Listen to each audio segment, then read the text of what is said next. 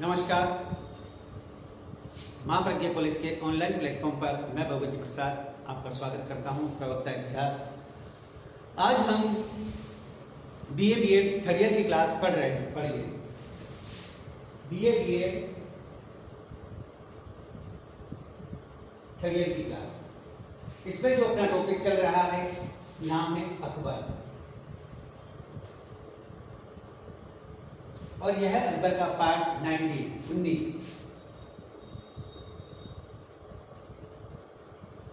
यानी 18 क्लासेस इससे पहले मैं आपको पढ़ा चुका हूं, जिसमें अकबर के शासन में विभिन्न प्रकार की घटनाओं, सामाजिक, धार्मिक, आर्थिक, राजनीतिक स्थिति का विस्तृत वर्णन आपके सामने मैंने किया।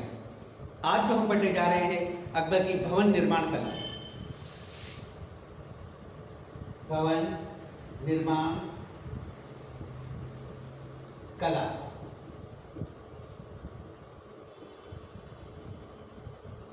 क्लियर?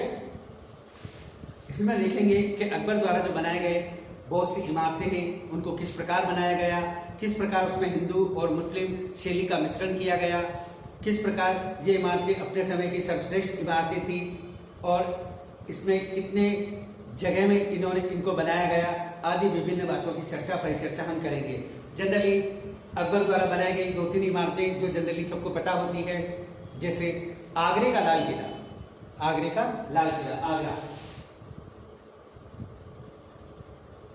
लाल किला,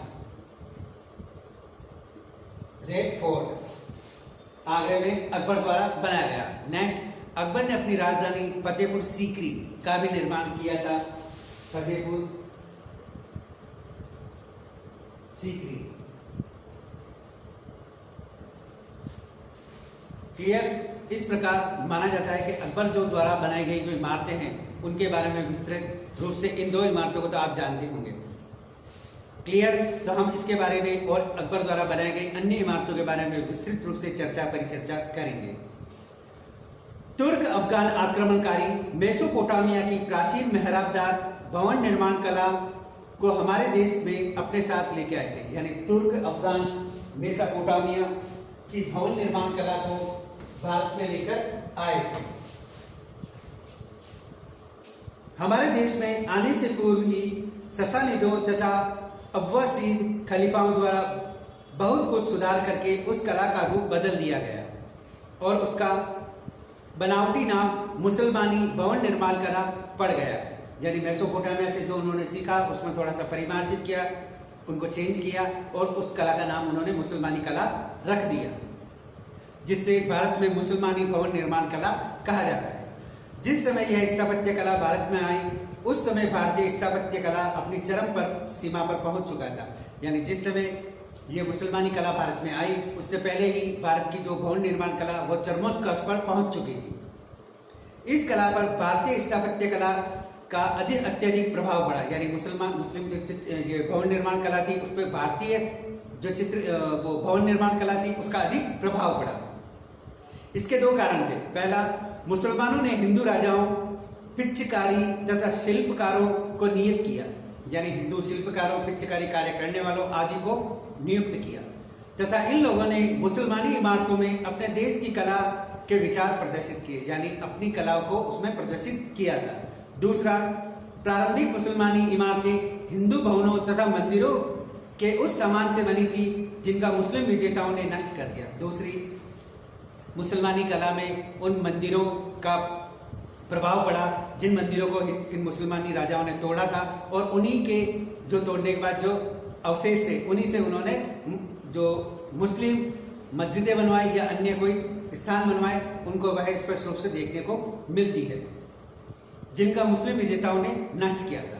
उपयुक्त परिस्थितियों को छोड़कर दिल्ली के सुल्तानों तथा उन स्वतंत्र स्थानीय वंशों ने, जिन्होंने दिल्ली सल्तनत के बाद स्वतंत्र राज्य स्थापित किए, जो इमारतें बनवाई वह कारीगर और चित्रकारी दोनों ही विदेश में थी। अकबर ने इन दोनों प्रणालियों को इकट्ठा किया और दोनों को मिलाकर राष्ट्रीय भारतीय भवन निर्माण कला की स्थापना की। यानी बाहरी और आंतरिक दोनों कारीगरों, चित्रकारों को मिलाकर, कलाओं को मिलाकर भारतीय भवन निर्माण कला की स्थापना की। उसकी भवन निर्माण की अपनी अलग ही धारणा थी, यानी अकबर की भवन निर्माण करने की जो धारणा थी वो अलग थी। उसने बहुत सी इमारतें बनवाने का विचार किया, जैसे भवन, मस्जिद, मकबरे, किले आदि। उसने जिस कार्य विभाग की स्थापना की उसकी योजना योग्य शिल्पकारों तथा इंजीनियरों द्वारा पूर्ण की गई। अबुल फजल लिखता है, बादशाह शानदार महलों तथा वस्त्रों के चित्र बनाता है। बादशाह शानदार महलों तथा वस्त्रों के चित्र बनाता है। जो बातें उसके मस्तिष्क के अंदर रहती है उनको पत्थर तथा मिट्टी से प्रत्यक्ष रूप दिया गया था। अकबर ने आगरा, लाहौर, इलाहाबाद में 3 विशाल किले बनवाए। यानी उसने आगरा, लाहौर, इलाहाबाद, आगरा, लाहौर, इलाहाबाद में 3 किले बनवाए। आगरा ही नहीं, 2 जगह अन्य भी 3 विशाल किले बनवाए। आगरे का किला ग्वालियर के किले के सादृश्य है, यानी आगरे का जो लाल किला है वो ग्वालियर के किले से सादृश्य मिलता जुलता है। जैसा कि पर्सी संकेत करते हैं कि इस किले का ही नमूना आगरे के किले का नमूना बना होगा। इसकी परिधि लगभग 1.5 मील की है और उसके दिल्ली दरवाजे एवं अमर सिंह दरवाजा 2 मुख्य दरवाजे हैं। अकबर ने किले में 500 लाल पत्थरों की इमारतें बनवाई, यानी 1.5 मील लंबाई और चौड़ाई है और उसमें 500 इमारतें उसने बनवाई, यानी बहुत विस्तृत फैला हुआ था। इनमें से बहुतों को शाहजहां ने तुड़वाकर नष्ट करवा दिया, यानी शाहजहां ने इनको तुड़वाकर नष्ट करवा दिया, क्योंकि उसकी रुचि अपने बाबा से भिन्न थी। वह लाल पत्थर के स्थान पर सफ़ेद संगमरमर का अधिक प्रयोग पसंद करता था। यानी वो जो अकबर ने इमारतें बनवाई थी वो सारी लाल पत्थर की बनी थी और उसका जो पोता था शाहजहां, उसको ये पसंद नहीं था, अतः उसने बहुत सी इमारतों को तुड़वा दिया और उसकी जगह संगमरमर की इमारतें बनवा दी। फिर भी अकबर द्वारा बनाई गई बहुत सी इमारतें उस समय विद्यमान हैं, इस समय विद्यमान हैं। इनमें से सबसे महत्वपूर्ण अकबरी महल, जहांगीरी महल है। ये दोनों महल एक ही हैं, नमूने के बने हुए हैं, यानी ये दोनों महल एक ही नमूने के बने हुए हैं। जहांगीरी महल में पत्थर के सुंदर नक्काशीदार टोडे बनाए गए, जो पत्थर के शहतीरों, चौड़े छज्जों, समतल छतों को संभालते हैं। आलोचकों का कथन है कि इनका ढांचा हिंदुओं की प्रणाली से मिलता जुलता है। इसको उदयपुर अथवा चित्तौड़ के महलों की श्रेणी से अलग नहीं किया जा सकता। यानी अकबर ने ये जो टोडे, थंबे, छज्जे आदि जो बनवाए, ये चित्तौड़ और उदयपुर के जो महलों में लगे थे वैसे ही दिखते हैं। लाहौर का किला भी तभी बनवाया गया जबकि आगरे का किला बना था। अंदर की बात, सभी इमारतें इस प्रकार की हैं जिस प्रकार की आगरा के जहांगीर महल की है, यानी उन किलों के अंदर इमारतें सब एक जैसी हैं। अंतर केवल इतना है कि आगरे की किले की अपेक्षा लाहौर की किले की सजावट अधिक आकर्षक है तथा उसने बनाने में कलाकारों ने अपने पूर्ण भावों को नहीं दबाया। यानी लाहौर को जो किला बनाया गया था उसमें कलाकारों ने अपने भावों को नहीं दबाया गया था। तोड़ों में हथियारों तथा सिंहों की मूर्तियां, खिड़कियों तथा दरवाजों के किनारे पर मोरों की आकृतियां इतनी अधिक मात्रा में बनी है कि अनुमान लगाया जा सकता है कि उसे बनाने वालों में हिंदू कारीगरों की संख्या अधिक होगी। यानी जो उसके अंदर जो कारीगरी की गई है उसे ये अनुमान लगाया जा सकता है कि इतने अधिक मोर, इतने अधिक सिंह, इतने हथियार ये सारे हिंदू कलाकारों द्वारा ही बनवाए गए होंगे। और उसकी देखभाल में धार्मिकता, कट्टरता काम नहीं लिया गया, यानी उनको बनाने में किसी भी धार्मिकता का, कट्टरता का पालन नहीं किया गया था। इलाहाबाद के किले का बाद में निर्माण हुआ। इसकी बहुत सी इमारतें, यहाँ तक कि अंदर की दीवारें तक नष्ट हो गई है। जनाना भवन से जो अब तक ठीक दशा में है, यानी इलाहाबाद के किले में जो जनाना महल है वो अब तक ठीक अवस्था में है। विदित होता है कि इस किले की इमारतें की विशेष अवस्थाओं में ऊपरी बनावट के साथ साथ खंभों की क्रमानुसार व्यवस्था थी। अकबर के समय भी भवन निर्माण कला का सबसे अच्छा नमूना उसकी नई राजधानी फतेहपुर सीकरी था। यहाँ पर अकबर ने एक ढालू पहाड़ी टीले पर जो 2 मील लंबा तथा 1 मील चौड़ा, 2 मील लंबा 1 मील चौड़ा, वहाँ अकबर ने अपनी राजधानी बनाई फतेहपुर सीकरी था। यहाँ पर यह बहुत शानदार शहर बसाया। भरतपुर से आगे निकलते हैं उत्तर प्रदेश में तो उसी की बॉर्डर पे यह बना हुआ है, बसा है। इसके तीनों तरफ दीवारें तथा चौथी तरफ कृत्रिम झील थी। दीवारों में 9 दरवाजे थे। इसका मुख्य दरवाजा आगरा दरवाजा था, जिसका रुख शहर की तरफ न था। इसके अंदर खास इमारतों में सरकारी दफ्तर, दीवाने खास, दीवाने आम, टकसाल, मरियम का महल, तुर्की सुल्ताना का महल, बादशाह का शयनगार तथा पुस्तकालय, जोधाबाई का महल, बीरबल का महल। इसकी सीमा में बाहर जामा मस्जिद है, जिसके एक भव्य द्वार है जो बुलंद दरवाजा कहलाता है। यानी जो मस्जिद बनी हुई है शेख सलीम चिश्ती साहब की दरगाह की, उसका जो दरवाजा है वह बुलंद दरवाजा कहलाता है। मंदिर के भीतर शेख सलीम चिश्ती की सफ़ेद संगमरमर की कब्र बनी है। इनमें से बहुत सी इमारतें भवन कला की मिश्रित शैली का द्योतक है, जिनका कुछ भाग मुसलमानी तथा अधिकांश भाग हिंदू हैं। उनमें जो श्रृंगारिक आकृतियां हैं वे जैन और हिंदू मंदिरों के अंदर की अंकित आकृतियों की नकल है। यानी इसके अंदर जो आकृतियां बनी हुई हैं वो जैन मंदिरों और हिंदू मंदिरों की नकल की हुई है। आलोचक दीवाने खास को उच्च इमारतों में स्थान देते हैं। बुलंद दरवाजा जो कि संगमरमर तथा लाल पत्थर का बना है, समस्त भारतवर्ष में पूर्ण भवन निर्माण कला का प्रतीक है। बहुत ऊंचा बना है। फतेहपुर सीकरी को बनाने में 11 साल 1559 से 1570 11 साल लगे।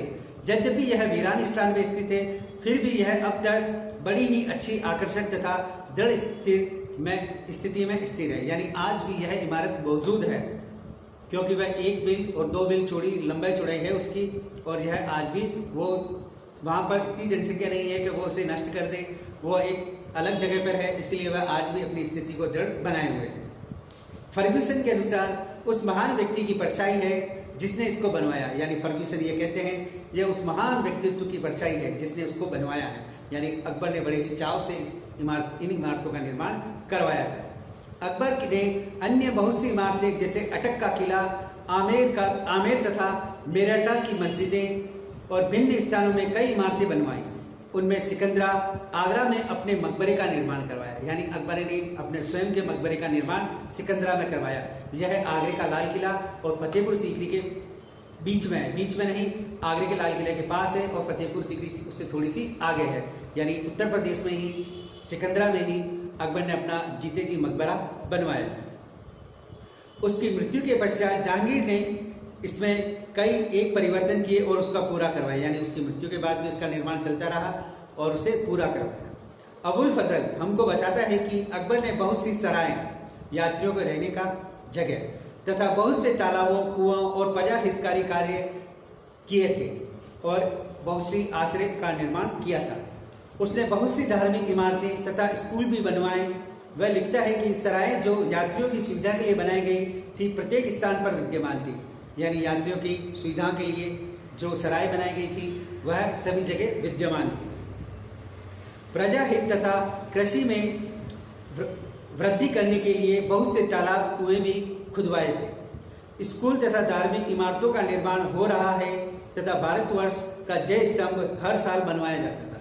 यानी भारतवर्ष का जो जय स्तंभ है वो हर साल बनवाया जाता था। अकबर ने स्थापत्य की एक नई शैली का जन्म दिया जो भारतीय तथा विदेशी कलाओं का सुंदर समन्वय था। इस मुगल स्थापत्य कला कहा जाता है। इस शैली का प्रभाव देश की सभी नई इमारतों पर पड़ा। राजस्थान के राजाओं के भवन भी इससे प्रभावित हुए बिना नहीं रह सके। आमेर, बीकानेर, जोधपुर, ओरछा तथा दतिया में अकबर के समय में बने हुई भवन शुद्ध मुगल कला के प्रभाव का द्योतक है। यानी इस समय यहाँ पर जो किले बने थे, इमारतें बनी थी, वो अकबर की कला से ही प्रेरित थी।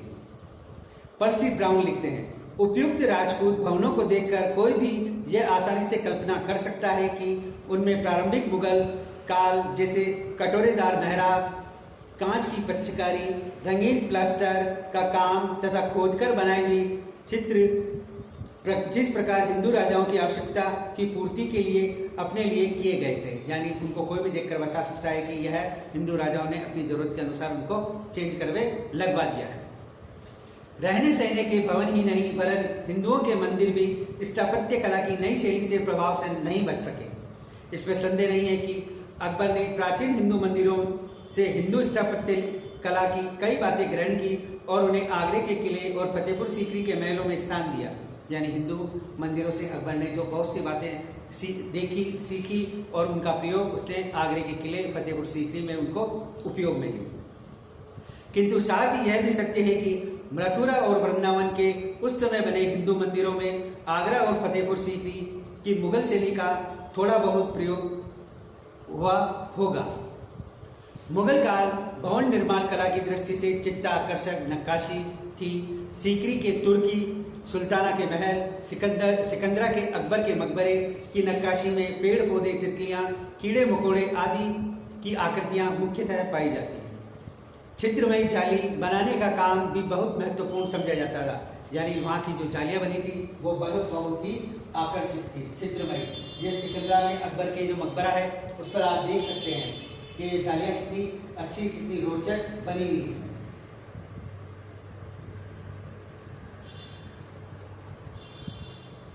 इस प्रकार वह जालियां इतनी महीन कारीगरी से की हुई है कि एक बार तो जो दर्शक है वो देखकर हाथों से उंगली दबा ले कि इतनी बारीक नक्काशी की गई है कि देखते ही बनती है।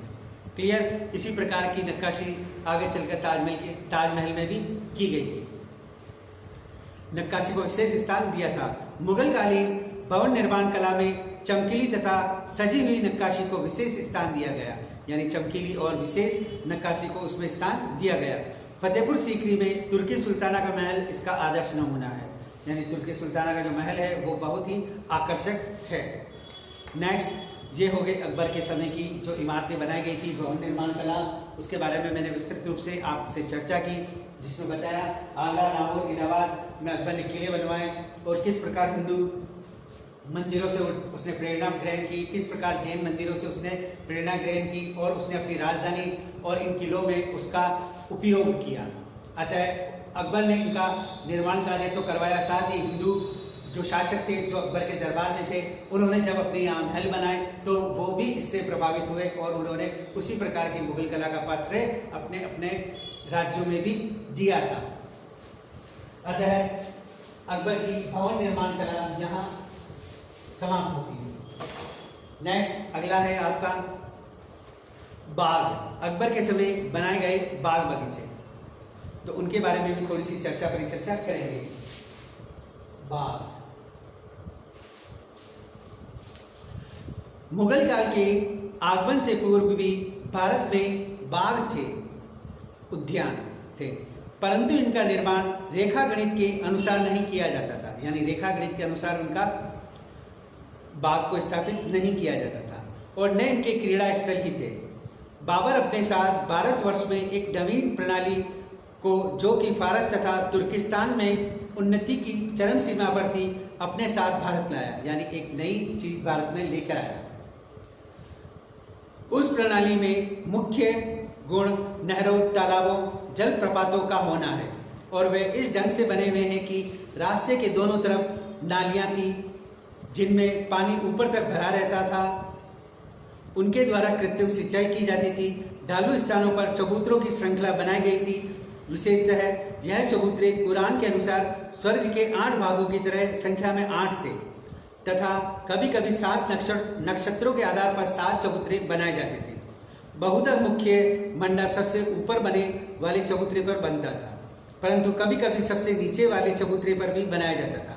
ऐसा इसलिए किया जाता है कि दर्शकगण फव्वारे तथा जलप्रपातों का दृश्य यहाँ से विघ्नतापूर्वक देख सके। अकबर ने अपने महलों में कई बाग लगवाए, परंतु उसके नाम से संबंधित सबसे बड़ा भाग उसके मकबरे सिकंदरा में है। यानी अकबर ने जो सिकंदरा में बाग लगवाया है वो इस प्रकार है।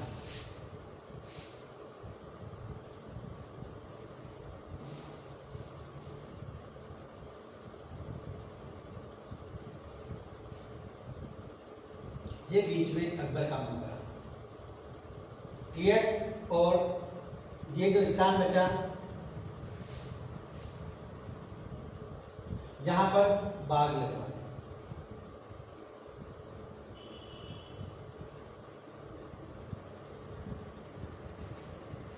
जो अकबर ने बड़ी रुचि के साथ लगवाया था, सिकंदरा में है। इस बाग के मध्य में एक सुंदर मकबरा बना है, जैसा कि आप देख सकते हैं। मकबरा ये सिकंदरा,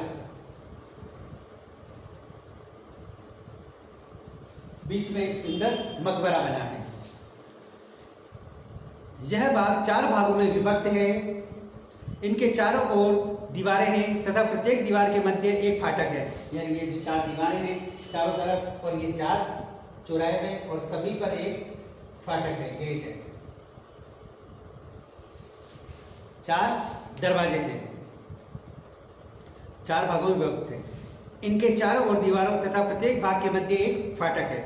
मकबरे के चारों ओर तरफ तालाब है जिनमें अधिक संख्या में फव्वारे लगे हैं। यानी इनमें भी फव्वारे लगे हैं और तालाब था, जिनके आसपास सुंदर एवं आकर्षक एक न एक जलमार्ग बने हुए हैं। यानी आप जब ये देखेंगे तो इसके अंदर फव्वारे जनरली ये बीच में जैसे चलते हैं, या फव्वारे लगे हुए हैं। क्लियर? ऐसे लगे हुए हैं, आकर्षक है। जलमार्गों के किनारे पत्थर की पटरियां हैं जिन पे आसपास सरों, ताड़ों, मोरपंखों तथा अन्य प्रकार के मनोरंजक पेड़ पौधे लगे हुए हैं।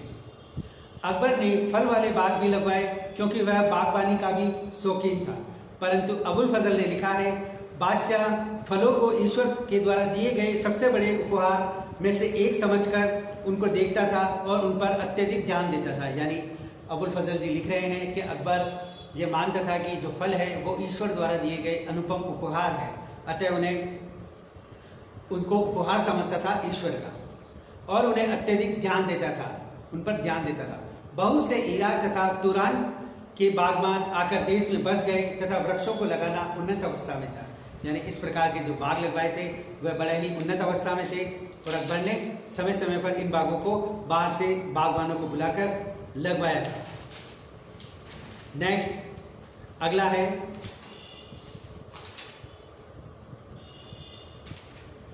मेले तथा त्योहार। अकबर के समय मेले और त्योहारों की भी चर्चा परिचर्चा करेंगे।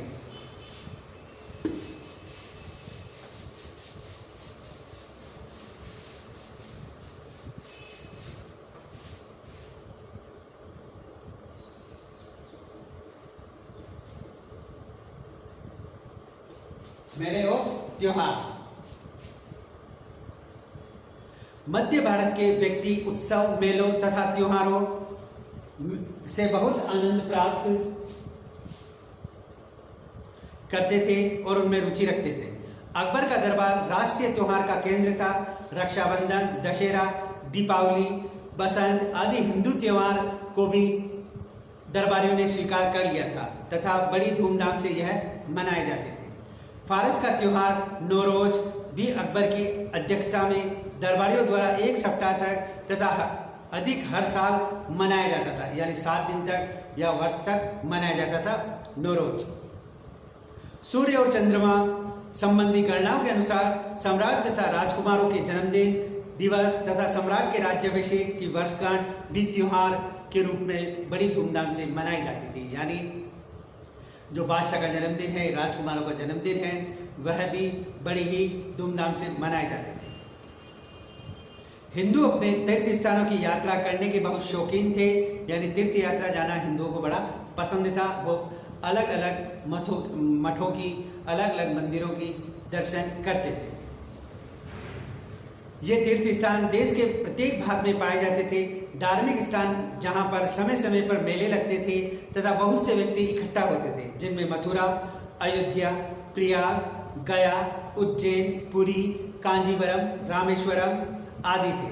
अकबर ने हिंदू तीर्थ यात्रियों से धार्मिक कर 1563 में हटा लिया। 1563 में तीर्थ यात्रा कर अकबर ने हटा लिया था। इससे अनेक धार्मिक यात्रा के लिए सुविधा मिल गई। मुसलमान अजमेर तथा मक्के की यात्राएं किया करते थे। अजमेर में ख्वाजा मोइनुद्दीन जी चिश्ती साहब की दरगाह की जियारत करते थे। राज्य ने उनको हर प्रकार की सुविधा प्रदान की। भारत के बहुत से जहाज यात्रियों को लाल सागर ले जाने के लिए पश्चिमी तट पर उपस्थित रहते थे। अकबर ने 1575 में सर्वसाधारण को आज्ञा दी कि जो व्यक्ति मक्का की यात्रा करना चाहे उसे मार्ग व्यय राजकोष से मिलेगा।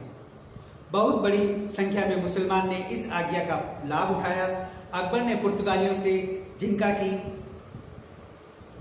समुद्र पर अधिकार था, उनसे मित्रता बनाए रखी। कभी कभी ये लोग जहाज़ों के आज्ञापत्रों को प्रदान करने के लिए रुपया लेने के अतिरिक्त धार्मिक यात्रियों से बलपूर्वक बड़ी बड़ी रिश्वतें भी लेते थे। यानी किसी को यात्रा में करनी है पर उसको जगह नहीं मिल रही है, तो ये जो यात्री थे वो उनसे, ये जो जहाज चलाने वाले थे, जो भेजने वाले थे, वह उनसे घूस लेते थे। मनोविनोद के अन्य साधन कठपुतली, जादूगरी का खेल, बंदरों का नाच, नटों के तमाशे, भांडों की बढ़ाई तथा रामलीला थे। यानी मनोरंजन के ये साधन थे। शादियों तथा अन्य संस्कार के समय भी बड़ी चहल पहल रहती थी। मनोरंजन के वह भी अच्छे साधन थे। देश में नाच और गाने तो सभी स्थानों पर होता था। यानी देश में नाच और गाने तो सभी स्थानों पर होते थे। मध्यकाल में मद्यपान एक सामान्य दोष था जिससे समाज का उच्च वर्ग ग्रस्त था। अकबर भी अपने पूर्वजों के समान मद्यपान करता था, परंतु वह बहुत ही अल्प मात्रा में इसका सेवन करता था। वह ताड़ी तथा स्वदेशी मद्य का ही सेवन करता था, यूरोपीय सुरा का नहीं। उसके सभी पुत्र शराबी थे, जिनमें से 2 तो अत्यधिक मद्यपान करने के कारण संसार को छोड़कर चल बसे। तीसरा जहांगीर अपने शरीर की सुगढ़ता के कारण जीवित रहा। कुरान के अनुसार मद्यपान निषेध होने पर भी मुसलमान दरबारी मद्यपान में रहते थे। राजपूत भी शराब तथा अफीम के व्यसनी थे, यानी इनको भी यह बड़ा पसंद था, उनकी आदत लगी हुई थी। इसके अतिरिक्त अन्य जातियों तथा राज्य पदाधिकारी भी मद्यपान करते थे, परंतु सर्वसाधारण इस दोष से दूर था।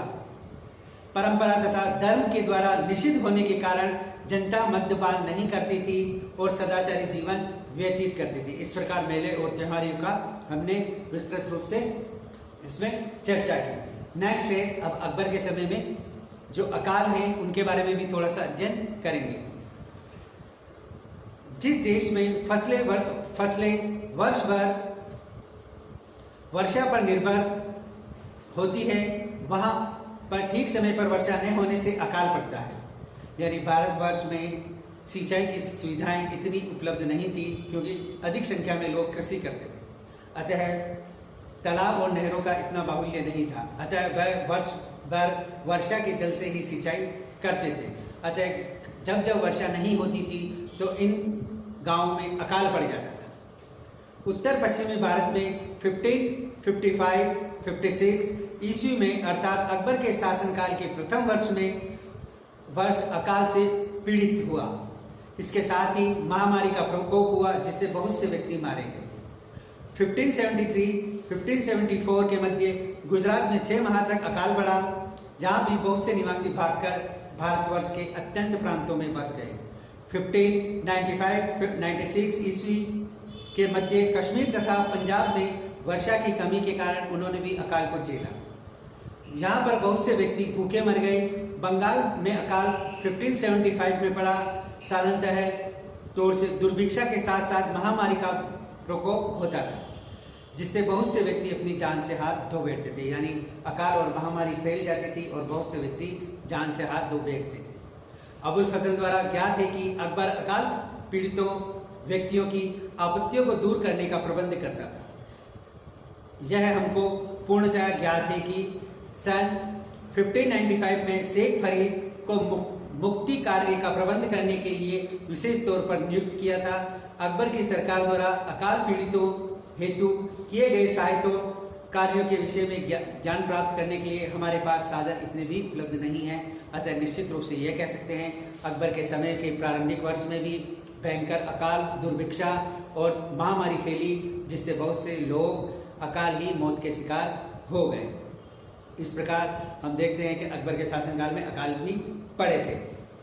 नेक्स्ट, अगला खेल। उस समय कौन कौन से खेल प्रचलित थे? अकबर को मृगाय प्रेम अपने पूर्वजों से प्राप्त हुआ था। यह उसका प्रतिदिन का मनोविनोद था। उसके सरदार तथा दरबारी ने भी इसका अनुकरण किया। बाज का निशाना मारना उसको द्वितीय विनोद था, यानी बाज का निशाना मारना। 16वीं शताब्दी के मध्य चौगान उच्च श्रेणी के व्यक्तियों को बहुत प्रिय था। चौगान यानी पोलो, हाथ में स्टिक लेकर घोड़े पर बैठकर यह खेल खेला जाता था। यह दरबारियों को भी पसंद था। समय समय पर राज्य जानवरों की लड़ाई का प्रबंध करता था, यानी जानवरों को जानवरों से लड़ाया जाता था। मुर्गे मुर्गी की लड़ाई होती थी, सांड से सांड की लड़ाई होती थी, आदि जानवरों को आपस में लड़ाया जाता था। हाथियों, चीतों, जंगली सुअरों की लड़ाई देखने के लिए लोग एकत्र होते थे, यानी हाथियों को लड़ाया जाता, चीतों को लड़ाया जाता और सुअरों को भी लड़ाया जाता था। अतः लोग इनको देखने के लिए आते थे। कुश्ती लड़ना, कबूतरों को उड़ाना, मुक्केबाजी तो बहुत ही प्रचलित थे, यानी कबूतर पालना, उनको उड़ाना, मुक्केबाजी और कुश्ती लड़ना उस समय सबसे अधिक प्रिय थे, प्रचलित थे। अबुल फजल द्वारा ज्ञात होता है कि अकबर के समय में 2 बराबर के जोड़े वाले पहलवान उसके सामने प्रतिदिन कुश्ती लड़ा करते थे, यानी अकबर के सामने 2 पहलवान प्रतिदिन कुश्ती लड़ा करते थे। कुश्ती समाप्त हो जाने के बाद उनको इनाम दिया जाता था। अकबर एक उस्ताद से कबूतर उड़ाना सीखा करता था तथा उसे इस क्रीड़ा में वृद्धावस्था तक रुचि रही, यानी अकबर कबूतर उड़ाना उसने सीखा और जब तक बूढ़ा हुआ, जब तक वह इस चीज में रुचि लेता था, यानी कबूतर उड़ाने में। समस्त मुगल काल में प्रचलित रहा। कुछ मुख्य शहर जैसे लखनऊ, आगरा में तो अब भी प्रचलित है, यानी अब भी लोग कबूतर पालते हैं और उनको उड़ाते हैं और यह एक शौक है जो अकबर ने भी यह वृद्धावस्था तक जारी रखा। और बहुत से जो अकबर काल से सीखे हुए हैं उनकी पीढ़ी दर पीढ़ी आज भी लोग वह कबूतर उड़ाया करते हैं और जो लखनऊ और आगरा में विशेष रूप से ये प्रचलित है। ये दिल्ली में भी मिल जाएंगे। पतंग उड़ाना इतना ही लोकप्रिय था जितना कि आजकल, यानी पतंग भी उस समय उड़ाए जाते थे जितना आजकल पतंग उड़ाए जाते हैं। अकबर के समय में घर के भीतर खेले जाने वाले उच्च श्रेणी के पुरुषों को बहुत प्रिय थे, यानी घर के भीतर जो खेले जाने वाले खेल थे वह भी लोगों को बहुत पसंद थे। अकबर स्वयं को शतरंज खेलने का बड़ा शौक था, यानी अकबर स्वयं शतरंज खेला करता था और उसको भी बड़ा यह प्रिय था और शतरंज भारत में भी खेला जाता था। शतरंज संभवतः हमको अपने पूर्वजों से प्राप्त हुई थी तथा बाद में अरब, फारस, चीन में फैल गई, यानी बाद में ये जो खेल है अरब, फारस और चीन तक ने यह खेल खेलना शुरू कर दिया और सीख लिया। यह खेल कट्टर मुसलमानों द्वारा भी धार्मिक दृष्टि से दोष रहित समझा जाता था, इसलिए यह प्रत्येक धनी हिंदू तथा मुसलमानों के घरों में प्रचलित था, यानी इसमें दोष समझा जाता था मुसलमानों के अनुसार, किंतु यह सबके घरों में मौजूद था और लोग इसे खेला करते थे। दूसरा खेल जो शतरंज के समान सर्वप्रिय था वह था चौपड़। चौपड़ पासा भी खेले जाते थे।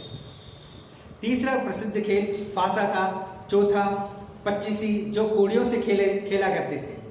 चौपड़, पासा, पच्चीसी एक कपड़े पर खेला जाते थे। कपड़े पर ऐसी लकीरें बनी होती थी जो एक दूसरे को इस प्रकार काटती थी कि वह 4 भागों में बन जाए, यानी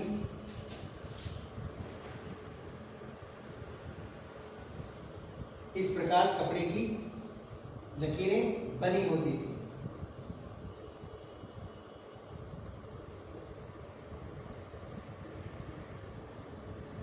इधर भी ऐसा ही, इधर भी ऐसा ही, इधर भी ऐसा ही, और यहाँ बीच में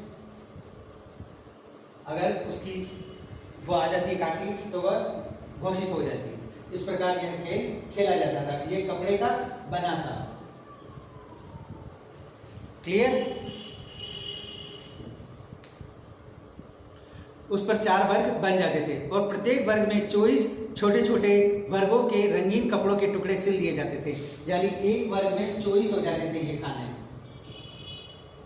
जो कपड़ों के अलग अलग डिजाइन से बना दिए जाते थे। टुकड़े सिले होते थे। अकबर विशेष रूप से चंदन मंदन तथा पच्चीसी का शौकीन था। उस समय अकबर चंदन मंदन और पच्चीसी का शौकीन था। इन खेलों की आकृतियां आगरे के किले में अब भी विद्यमान है। आगरे का लाल किला, साथ ही फतेहपुर सीकरी में, इसको मैंने भी देखा। फतेहपुर सीकरी में पत्थर पर यह आकृति बनी हुई है। क्लियर? ये आपको मिलेगी जो मरियम उज्जमानी का महल है, पंच महल है, उसके जस्ट बीच में इधर उनका जोधाबाई का महल है, उनके जस्ट थोड़ा सा आगे ये वहाँ जमीन पर बनी हुई है। ये चीज विद्यमान है। तथा उस समय ताश खेलना भी प्रचलित था, यानी ताश भी उस समय विशेष रूप से खेला जाता था। इस प्रकार हमने अकबर के समय की जो प्रमुख खेल हैं उनको भी देखा। साथ ही बस ये आपका जो पाठ है वह यहाँ पर पूरा होता है। अगला जो बच्चा है वो अगली क्लास में देखेंगे और उसके बारे में विस्तृत रूप से अध्ययन करेंगे। और मैंने इस क्लास में जो आपको बताने की चेष्टा की है, मैं ये उम्मीद करता हूँ कि निश्चित रूप से यह चीज़ें आपके समझ में आई होंगी कि अकबर ने किस प्रकार, अकबर के समय मेले, त्योहार, खेल, मनोरंजन के साधन थे। उसके साथ ही जो मैंने आपको पढ़ाया वो विस्तृत रूप से इसकी मैंने परिचर्चा आपके सामने की कि अकबर के समय में किस प्रकार अकाल पड़े, उसके शासन के प्रथम वर्ष में मेले, त्योहारों आदि का विस्तृत वर्णन किया। अतः इस क्लास को हम यही समाप्त करते हैं और जो बचा हुआ भाग है वो अगली क्लास में देखेंगे। धन्यवाद।